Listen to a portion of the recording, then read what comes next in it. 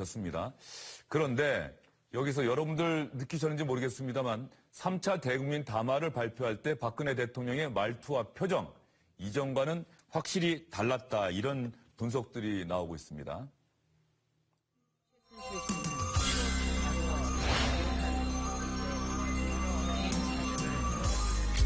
최순실 씨는 과거 제가 어려움을 겪을 때 도와준 인연으로 저의 선거 운동이 국민들에게 어떻게 전달되는지에 대해 개인적인 의견이나 소감을 전달해주는 역할을 하였습니다. 홀로 살면서 챙겨야 할 여러 개인사들을 도와줄 사람조차 마땅치 않아서 오랜 인연을 갖고 있었던 최순실 씨로부터 도움을 받게 되었고 왕래하게 되었습니다. 단 한순간도 저의 사익을 추구하지 않았고 작은 사심도 품지 않고 살아왔습니다.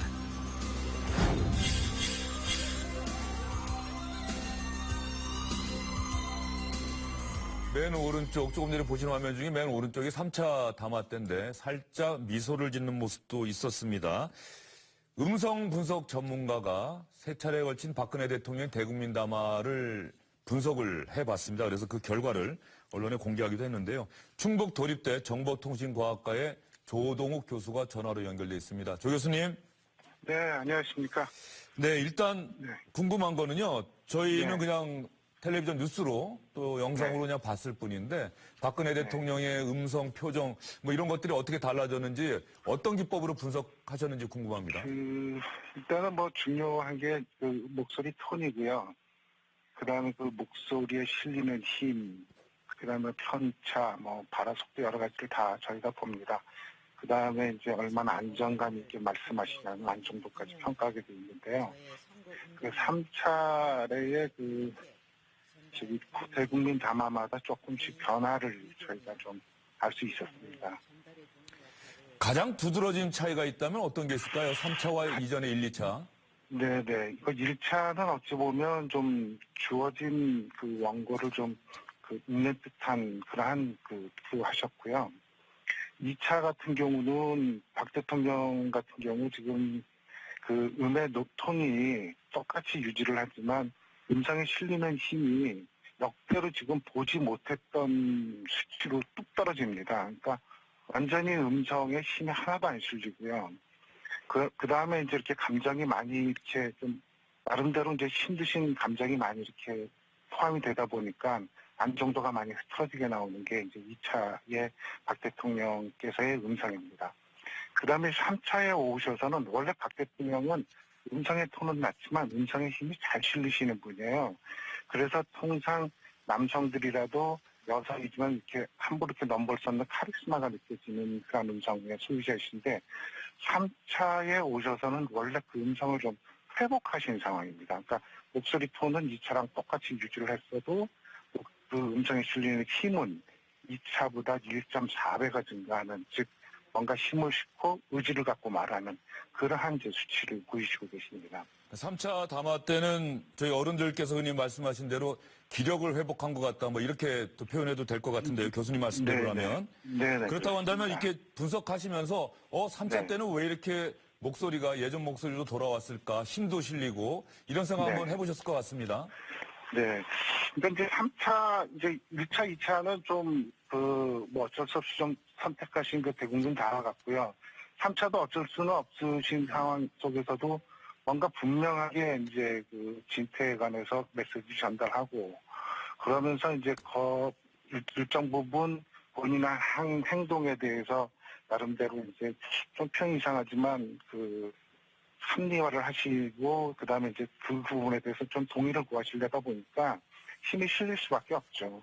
다만 이제 하나 조금 안타까운 부분은 진퇴 부분에 있어서 보다는 이제 뭐 나는 사익 없이 하셨다 그랬을 때 음성의 안정도가 조금 떨어지시고 그러는데 그건 또 어찌 보면 100%가 진실이 아닌 상황에서는 그런 마음이 좀 불안한 마음이 들어가셔서 그런 수치가 나오지 않나 싶습니다. 근데 아. 아무튼 3차는 의지를 담으셔서 또박 국민들한테 그다음에 정치권에 메시지를 던지시는 그런 음성이십니다.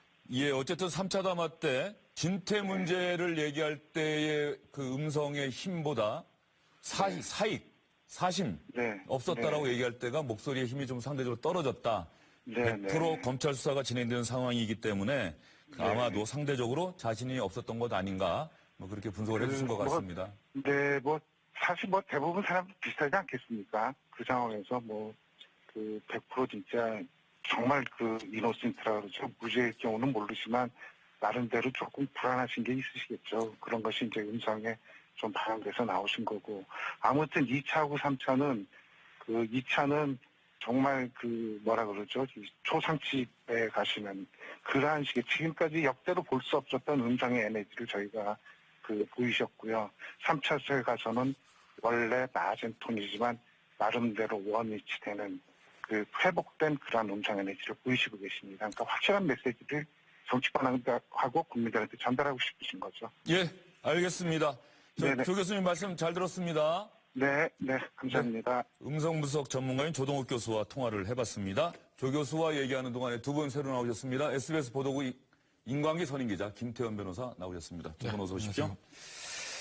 조 교수님 얘기는 또 얘기대로 넘어가고요. 저희는 저희가 오늘 집중할 주제가 하나 있습니다. 세월호 참사 당일 박근혜 대통령의 7시간의 공백 행적과 관련해서 당시 청와대 안에서 근무했던 2명의 간호장교의 역할에 현재 관심이 쏠리고 있지 않습니까? 전역한 한 명은 어제 저희가 전해드렸죠.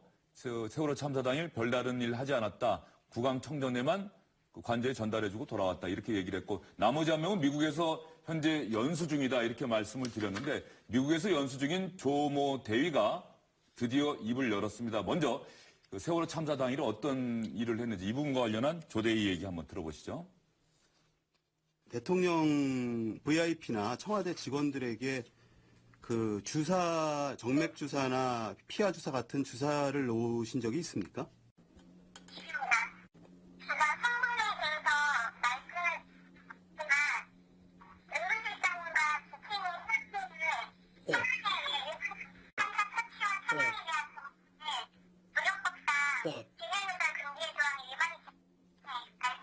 프로토콜을 주사하신 적이 있습니까? 예.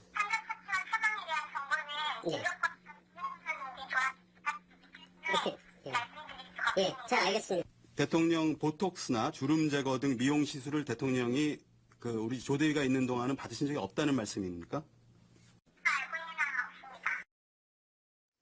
지금 이야기를 봤더니 세월호 참사 당일 행적이 아니라 정맥주사나 프로포폴 관련해서 이야기를 한 대목 같은데요. 일단 들어보면은 정맥주사는 났다, 프로포폴 놓은 적은 없다 이렇게 요약할 수 있을까요? 네, 그러니까 지금 청와대에 근무하는 간호장교, 그 당시에 근무했던 간호장교는 등장인물이 2명입니다.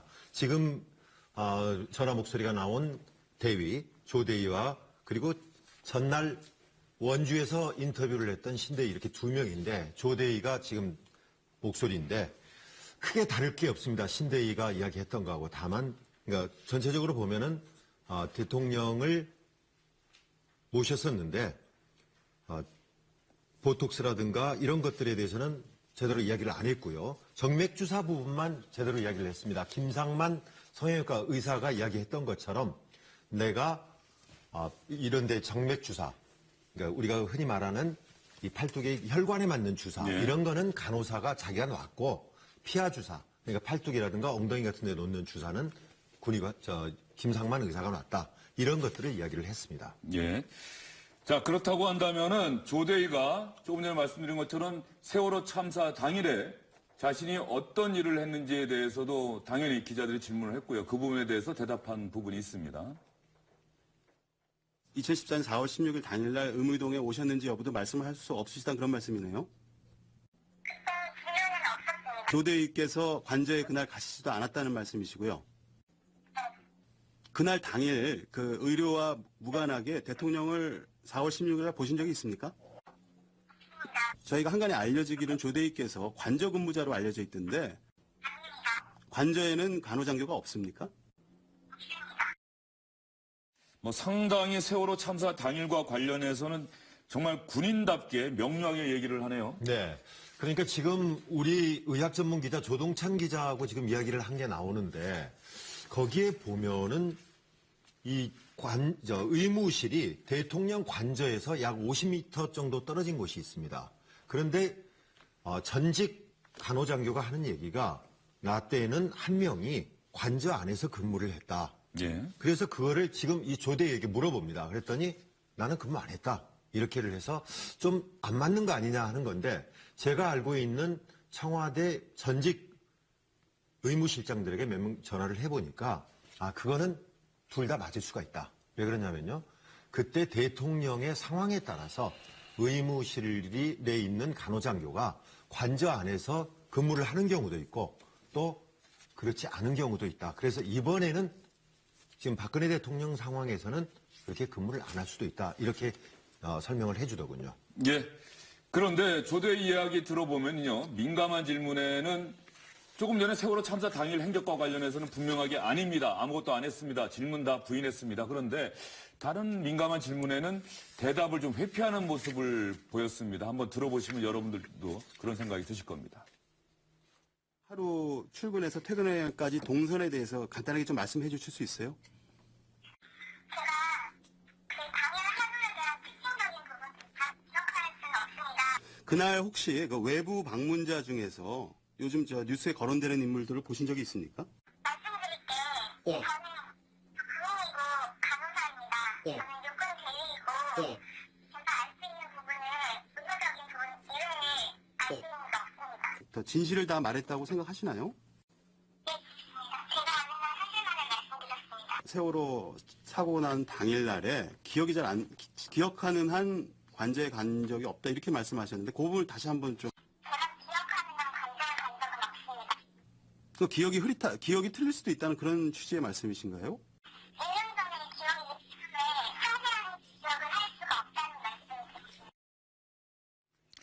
모두 다 기억할 수는 없습니다. 제가 기억하는 한, 제가 알 수 있는 부분은 제가 아는 한, 상당히 준비된 듯한 답변입니다.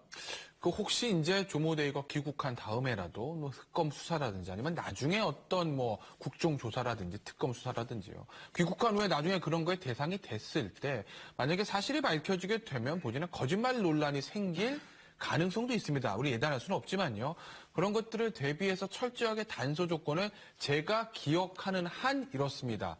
제가 아는 한 이렇습니다. 진실은 혹시 나중에 다르게 밝혀질 수도 있겠지만 검은색으로 밝혀질 수는 있겠지만 제가 아는 한 제가 본 곳은 흰색입니다. 이런 류의 지금 답변들을 계속하고는 있는데요. 아마 저것들은 글쎄요 뭐 꼭 단정할 수는 없지만 전문가의 어느 정도의 조언을 받은 답변의 어떤 모양새가 아니겠나. 변호사인 저로서는 그렇게 보입니다. 세월호 당일에 간호장교들이 청와대에 근무했었다. 이 사람들이 뭐 어떤 역할을 한 것 아니냐. 뭐 이런 사실이 알려지기도 벌써 2년 7개월이 넘어서야 비로소 알려졌는데 두 사람이 얘기를 했는데도 불구하고 별다른 사실은 밝혀진 게 없고요. 저희가 이야기 나눈 동안에 박근혜 대통령이 오늘 낮에 대구 서문시장 어제 새벽에 큰 화재가 났던 서문시장 방문하는 그림이 들어오고 있습니다. 한번 보시죠. 저희가 화면 보면서 이야기를 나누겠습니다. 그리고 화면에 들어오는 뭐 박근혜 대통령의 발언이나 대화가 있을 때는 좀 그 부분을 좀 크게 키워주시면 시청자 여러분들이 듣는데 좀 이해가 될 것 같습니다. 지금 상인연합회 회장으로 추정이 되죠. 같이 해서 네. 피해 현장을 좀 둘러보고 있는 것 같습니다. 네, 어제 새벽 2시에 큰 불이 일어났지 않았습니까? 그래가지고 거의 많은 상가들이 불에 탔는데 지금 박근혜 대통령이 10월 27일 제4회 지방자치 날 기념식에 참석한 이후 35일 만에 지금 외부를 나간 모습이 지금 보이고 있는 겁니다.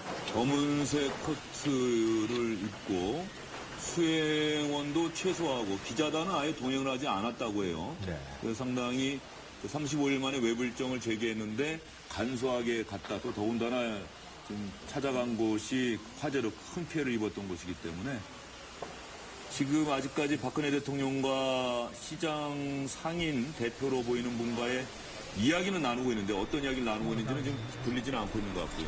평소 박근혜 대통령이 서문시장을 방문을 자주 했었는데요. 정치적인 위기 때 많이 갔었습니다. 여기에서 큰 환영을 받고 그랬었는데 옛날 모습하고는 많이 다르죠. 옛날 같았으면 물론 불난 곳입니다만은 상인들하고 직접 맞닥뜨려서 손을 잡고 위로하고 이런 모습들이 보여야 될 텐데 지금 거의 없이 대표 정도하고만 둘이만 지금 다니는 모습입니다. 지금 박근혜 대통령과 상인 대표가 쪽지를 보면서 서로 이야기하고 아마도 화재 피해 규모 뭐 이런 부분 이야기하고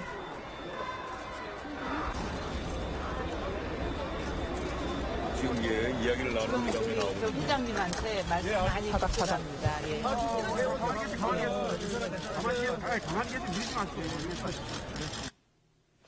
예. 박근혜 대통령과 조금 전에 그 이야기 나누는 장면 한번 다시 돌려서 저희가 한번 들어봤으면 좋겠습니다. 박근혜 대통령이 화재 현장 찾아가서 상인들에게 어떤 이야기 했는지가 좀 궁금하기 때문에 조금 전에 박근혜 대통령이 오늘 낮에 대구 서문시장을 방문을 해서요. 오후 1시 반쯤 갔습니다. 그 수행 기자단은 없었고요.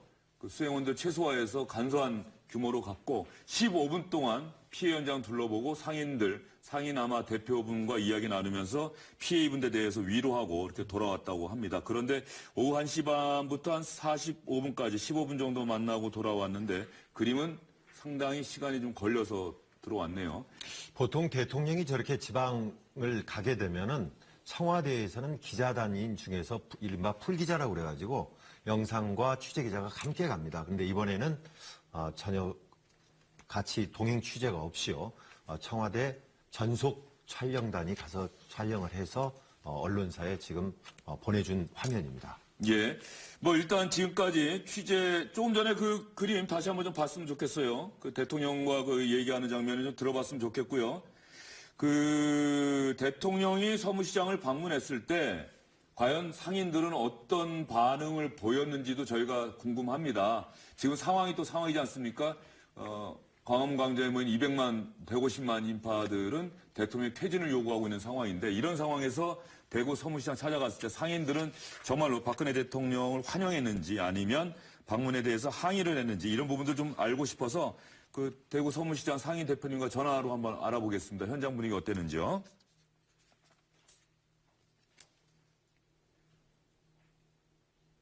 네, 조기석 선생님, 제 얘기 들리십니까? 예, 안녕하세요. 저 도기습입니다. 예, 지금 대구 서문시장에서 상업을 하고 계신데 어떻게 도 선생님께서 운영하시는 가게도 큰 피해를 보셨나요? 예, 그렇습니다. 저는 서문시장 4지구 1층에서 영업을 하고 있는 4지구 그 번영회 회장을 역임한 도기섭입니다. 예, 오늘 박근혜 대통령 대구 서문시장 찾아갔는데 그때 옆에 같이 다니셨습니까? 아니면 멀리서 좀 보셨습니까? 예, 오늘 저희가 그 비상대책회의를 구성한다고 우리 그 화재민들이 모여가 그 회의를 하고 그렇게 있는 와중에 박 대통령이 1시 반에 대구 오신다고 그래가지고 회의를 잠시 중단하고 그 박 대통령이 오신 자리를 갔습니다. 가니까 그 박 대통령이 안에 그 화재 현장에 들어갔다가 나오시더라고요. 그래서 대화를 좀 하려고 하니까 뭐 경찰들 제지라든지 뭐 가드라인이 있어가지고 가드라인 앞에서 서가지고 대통령 오셨으니까 우리 화재민하고도 잠깐 시간을 내서 대화를 좀 하시고 가시면 좋겠다 그런 말씀을 드렸습니다. 그러니까 그렇게 하시겠다 그런 말씀을 하시더라고요. 예. 예, 그래서 우리 또 그 피해빈들이 대통령 힘내세요. 우리도 걱정이지만은 대통령도 물론 뭐 어려움을 겪고 있어서 힘내세요. 이런 얘기를 하고 우리 상인들하고 대화를 잠시라도 해가지고 상인들의 그 푸근한 말씀 참 그 생활의 근거리를 잃어가지고 어떻게 위로 말씀을 한마디 해주시고 갈 줄 알았는데 그 자리에서 한 10m 떨어진 자리에 그 세단이 한 대 대기가 있더라고요. 예. 그래서 예 알겠습니다 하고 나서 불과 1, 2분 사이에 뭐 가셔가지고 세단을 타시더라고. 타시고 가는 거예요. 이야기를 좀 나누고 가겠다고 그랬죠. 얘기를 했는데 그럴 줄 알았는데 그렇습니다. 예, 저기 세단으로 그냥 가서 올라타더라.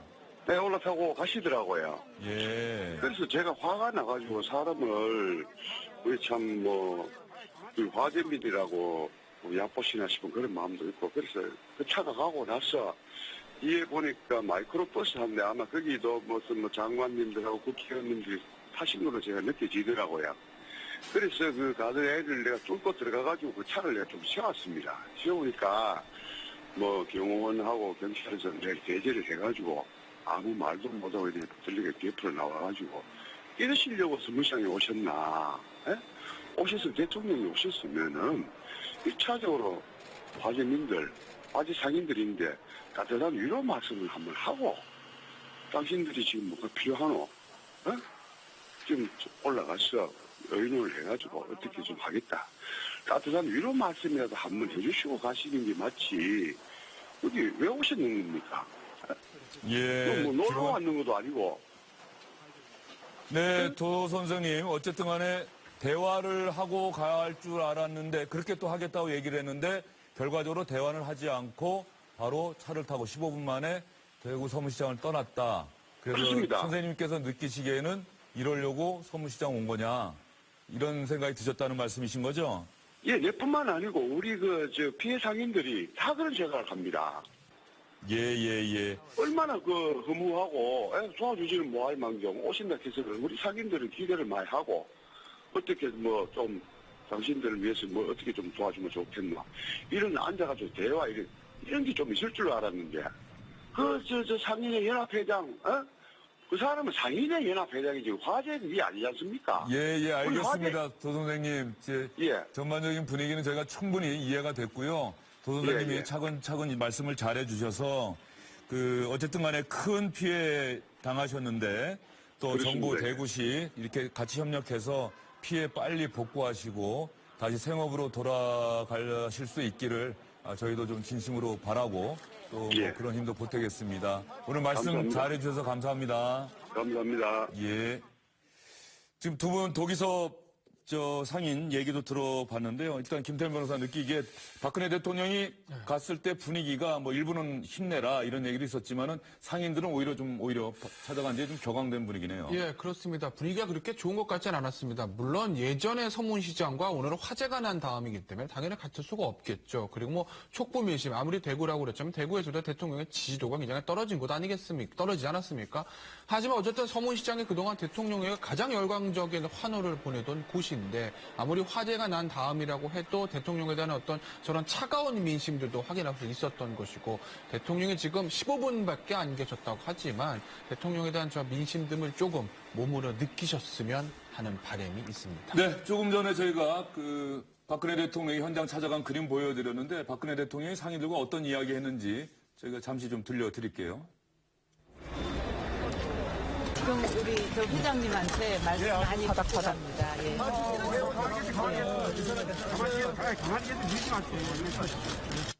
저 장면이 그 장면이군요. 상인들한테 대화를 하고 가자고 했더니 제가 상인 대표님한테 이야기 많이 들었습니다 하면서 그냥 고개를 그냥 끄덕이고. 그렇습니다. 지금 상황이 이러다 보니까 사실 경호실 입장에서는 만일의 사태가 있거든요. 그런 거에 대해서 굉장히 염려가 많았을 텐데 지금 촛불 민심에 또 거기에다가 불까지 났단 말이에요. 그러니까 굉장히 격앙된 상황에서 혹시라도 돌발 행동이 나올 수 있기 때문에 사실 가까이서 상인들하고 많은 대화를 하기가 굉장히 어려웠을 것 같습니다. 예. 박근혜 대통령이 최순실 국정농단 사건이 불거진 이후 35일 만에 외부 일정을 재개했습니다. 자신의 정치적 기반이라고 할 수 있는 대구 서문시장 어제 새벽에 큰 화재가 났던 곳을 방문했는데 15분 동안 방문했습니다. 일부 상인들은 힘내십시오라고 성원을 보내기도 했지만은 박근혜 대통령이 피해 상인들과 대화하고 가겠다고 얘기했고 그럴 줄 알았는데 갑자기 그냥 떠나버려서 대구시장 많은 상인들이 좀 격앙돼 있다 이런 얘기를 조금 전에 독일서 상인과 이야기를 나눠봤습니다. 오늘 저희가 준비한 내용들이 많은데 박근혜 대통령 서문시장 화재 현장 방문 그림이 들어오는 바람에 그 얘기는 다 못했는데 또 내일 다시 마저 하기로 하죠. 두 분 오늘 수고하셨습니다.